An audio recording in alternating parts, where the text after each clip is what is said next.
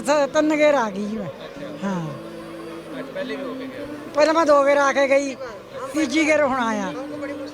ਹਾਂ ਕਿੱਥਾ ਲੱਗਿਆ ਇੱਥੇ ਆ ਕੇ? वो पूरे जिन्ना भी चंगा करे उन्ना अच्छा लग्या।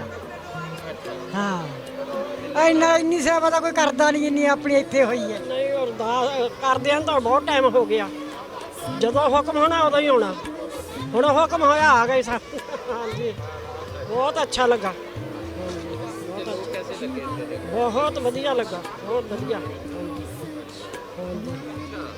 ਤੇ ਉਹ ਫਿਰ ਅਰਦਾਸਾਂ ਕਰ ਕਰਕੇ ਉਹ ਜਿੱਦਾਂ ਪਰਮਾਤਮਾ ਨੇ ਬਹਾਨਾ ਬਣਾਇਆ, ਉਹ ਮਿਲਣ ਵਾਸਤੇ ਆਇਆ ਸੰਧੂ, ਤੇ ਉਹ ਬਹਾਨਾ ਬਣ ਗਿਆ। ਉਹ ਪਰਮਾਤਮਾ ਰਾਹ ਇਵੇਂ ਖੋਲਦਾ ਹੈ। ਹਾਂਜੀ ਜੀ ਤੁਹਾਨੂੰ ਕਿੱਦਾਂ ਲੱਗ ਰਿਹਾ ਕਿ 70 ਸਾਲ ਤੁਸੀਂ ਦੁਆਵਾਂ ਕਰਦੇ ਰਹੇ ਤੇ ਫਿਰ ਮੌਕਾ ਮਿਲਿਆ? ਹੁਣ ਮੌਕਾ ਮਿਲਿਆ ਪਰਮਾਤਮਾ ਨੇ, ਜਦੋਂ ਦੇਣਾ ਉਦੋਂ ਦੇਣਾ। ਮੈਂ ਵੀ ਇੱਥੇ ਦੀ ਜੰਪਲ ਆ। ਹਾਂਜੀ ਇਹ ਆਪਣੇ ਲਾਹੌਰ ਦੇ ਲਾਗੇ ਦੀ। ਹਾਂਜੀ ਮੇਰੀ ਵੀ ਉਮਰ ਹੁਣ 72-74 ਸਾਲ ਹੋ ਗਈ ਹੈ। ਇਹ ਛੋਟੀ ਸੀ ਜਦੋਂ ਮੈਂ ਅਸੀਂ ਗਏ ਆ। ਹਾਂਜੀ ਤੇ ਇਹ ਅਰਦਾਸਾਂ ਹੀ ਪਰਮਾਤਮਾ ਦੇ ਹਰ ਗੁਰੂਆਂ ਦੇ ਘਰ ਔਰਤਾਂ ਕੀ ਬੰਦੇ ਕੀ ਬੱਚੇ ਕੀ ਸਾਰੇ ਕਰਦੇ ਸੀ, ਕਿਉਂਕਿ ਇੱਧਰ ਦੀ ਆਉਣ ਦੀ ਖਿਆਈ ਬੜੀ ਸੀ, ਖਿਆਈ ਬਹੁਤ ਸੀ ਨਾ ਇੱਧਰ ਦੀ। ਵੀਜ਼ਾ ਨਹੀਂ ਸੀ ਮਿਲਦੇ ਹੁੰਦੇ, ਆ ਤੇ ਕੈਨੇਡਾ ਤੋਂ ਤਾਂ ਸਾਨੂੰ ਹੁਣ ਮਿਲ ਜਾਂਦੇ ਨਾ ਵੀਜ਼ੇ। ਤੇ ਇਸ ਕਰਕੇ ਇਹ ਦੁਆਵਾਂ ਪਰਮਾਤਮਾ ਨੇ ਸਾਡੀ ਸੁਣੀ ਹੈ। 550 ਸਾਲਾਂ ਤੋਂ ਸੁਣਨੀ ਸੀ।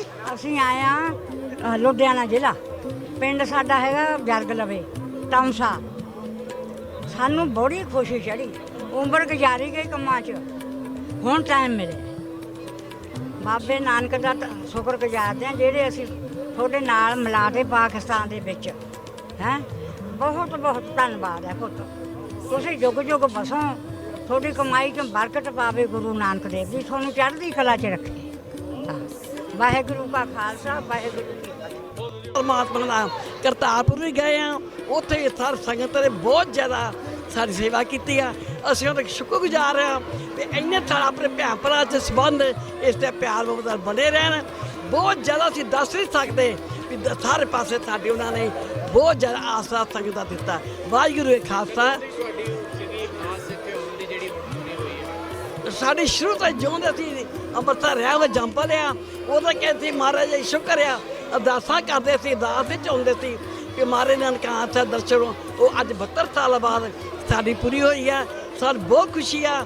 ਅਸੀਂ ਬਜ਼ੁਰਗੀ ਵਿੱਚ 76 ਸਾਲ ਦੀ ਉਮਰ 'ਚ ਇੱਥੇ ਪਰਮਾਤਮਾ ਦਰਸ਼ਨ ਕਰਨ ਆਏ ਆ। ਸਾਡਾ ਸਹੁਰਾ ਪਰਿਵਾਰ ਇੱਥੇ ਉਹ ਪਾਕਿਸਤਾਨ ਤੋਂ ਪਹਿਲਾਂ ਸੀਗਾ। ਅਸੀਂ ਬਹੁਤ ਖੁਸ਼ ਹਾਂ। ਅਸੀਂ ਦੱਸ ਨਹੀਂ ਸਕਦੇ, ਆਪਣੇ ਸਾਰੇ ਭੈਣ ਭਰਾ ਰਲ ਮਿਲ ਕੇ ਰਹਿਣ, ਪਿਆਰ ਨਾਲ ਰਹਿਣ। ਬਹੁਤ ਜ਼ਿਆਦਾ ਖੁਸ਼ੀ ਆ। ਵਾਹਿਗੁਰੂ ਜੀ ਕਾ ਖਾਲਸਾ ਵਾਹਿਗੁਰੂ ਜੀ ਕੀ ਫਤਿਹ। ਮੈਨੂੰ ਇੱਥੇ ਆ ਕੇ ਬਹੁਤ ਚੰਗਾ ਲੱਗਾ, ਮਾਹੌਲ ਰੀਲੀ ਨਾਈਸ।